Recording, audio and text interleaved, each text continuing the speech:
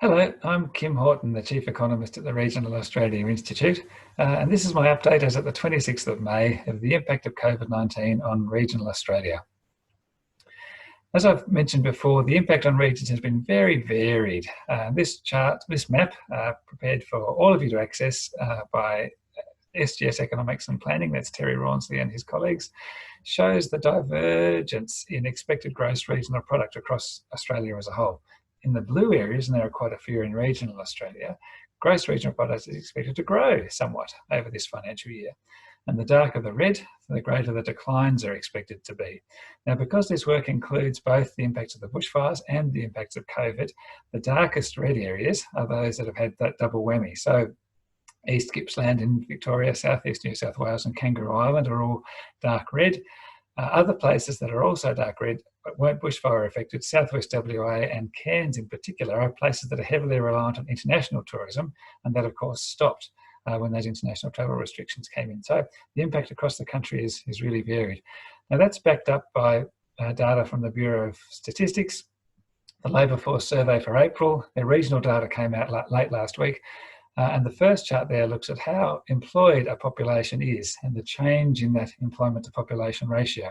It shows that in the cities, the capital cities, there's a fall of around 3 to 3.5% in that employment to population ratio. That was much lower in most regions except for regional Queensland and to some extent regional New South Wales. Now the unemployment data is the other chart, and it shows the monthly change in unemployment rate from March to April. Steady increases across the cities and across many regions, but actually the Labour Force survey noted declines in the unemployment rate for regional Victoria and regional WA. Now regional WA, I can believe, I'm a bit sceptical about regional Vic, but there was some volatility in that data. But again, you can see the variations across regional Australia. Now this one was a very useful infographic done by the Bureau of Stats fairly early on in the process, at end of March, and it shows two things. It shows the share of businesses by industry across all the number of businesses. So the bigger the box, the more businesses there are in that industry across the country. So construction has the largest number of small businesses in any industry, and so it has quite a large box on the left-hand side.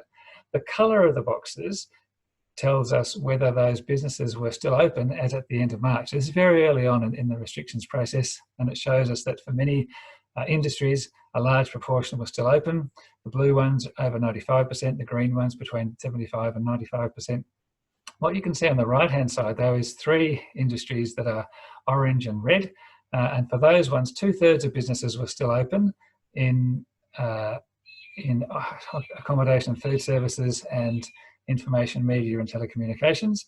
And less than half the businesses were still open in arts and recreation services. So this starts to show us how concentrated the impact of those regulatory changes has been. And that flows through into that national picture about impacts, and it flows through into the other data I'll show you now. This is much more current data. It was at the aggregate level, it runs through to the week of the 2nd of May. For this disaggregated data, it's through to the middle of April. So it tracks the fall in the number of jobs on business payrolls between the middle of March and the middle of April. And it shows us that by these industry subsectors.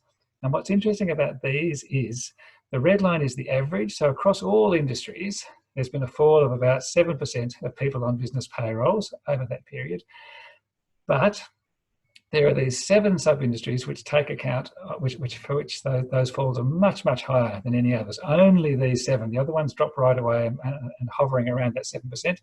But for these 7, the falls are much higher, all between 25 and over 30%. Other transport picks up aviation, private education, TV, radio, movies, those performance recording activities stopped, culture and performing arts, sports and rec, accommodation, food and beverage services. So if your region has a lot of people employed in any one of these 7, you are likely to be one of the darker orange or red regions in that first map. Now the Bureau of Stats has done a nice map of the impact of these payroll jobs across the country as well. Again, all this information I'm showing you is freely available, and the links are in the presentation. Again, the darkest red areas are those. There are 2 types of places that have seen the biggest falls in people on business payrolls. There are places with historically high structural levels of unemployment, like mid-north coast of New South Wales, Coffs Harbour, Grafton, parts of southeast South Australia and Western Victoria and Western New South Wales, alongside places which have a higher level of reliance on hospitality and tourism, again, like places like Cairns and Southwest New South Wales. So again, you can navigate your way around this map on their website, and you can see the share of falls in payroll jobs for your region. Now, I'm thought of, I think, in many cases as the optimistic economist, so I'll end on an optimistic note, and this is around retail spending. We know that last week the official retail figures came out and they showed a big drop between March and April, but that wasn't actually so bad because there's been a massive increase between February and March. So our biggest fall from March to April was actually on the back of our biggest increase in February to March.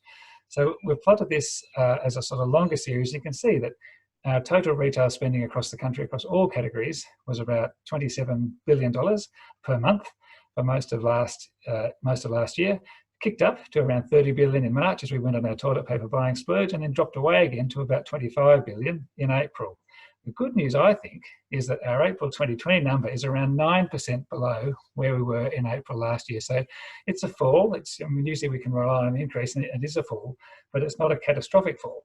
And this is backed up by even more current data provided regularly by alpha beta consultants, where they draw on credit card sales to look at what kinds of goods and services we're buying and what the total value of those is. This is data as at less than 10 days ago, week ending May 17th. And you can see that first blue column there around the 15th of March, big increase in essential spending as we stocked up on sanitisers and toilet paper. And you can see that the light blue line, the discretionary spending, fell right away through March, stayed very low through April, and then started to pick up at the end of April. Now, that pickup's interesting because it's before the restrictions were starting to be lifted. So there was a return of consumer confidence before those restrictions started to be lifting. And the really good news, I think, is that by the end of that 17th of May, our discretionary spending was back up to where it was in early March, before the restrictions even impacted. So much so that alpha betas tell us that this total spending is now just 3% below pre-crisis levels. What's interesting is that what we're spending our money on has changed, and that may not be of advantage to regional retailers because there has been a shift to online purchasing, and particularly in the last few weeks, a shift to online purchasing of consumer durables and household goods, which are often not big, and they're generally bought from larger aggregators rather than local shops in regional centres. So there may be a shift in where that money is being spent, and certainly there is a shift in what it's being spent on. But the good news is that consumer part of the economy looks like it's picking up fast, and I think that's particularly important at the moment because you'll have seen the wild gyrations of the stock market over the last few weeks. It's been going up, down and sideways, I think in part because there's so much public sector money being bought up as bonds by investors, and they're looking to balance that in their portfolios by keeping their holdings high of stocks on the share market. So those stock values are increasing, and there's a bit of a sense that the financial markets have decoupled themselves from what people might call the real economy, which is in a really mixed state. So I think for me, where consumer spending is going will actually tell us more about how quick our snapback or how our recovery is going to be. That's more important, I think, than the movements of the stock market, which are quite volatile and driven by other sort of global factors at the moment. So that's where we are as at 26th of May. I'll do another one of these early next week because we've got some new data coming out then from the ABS on the business impacts and household impacts of COVID. And I'll see you then.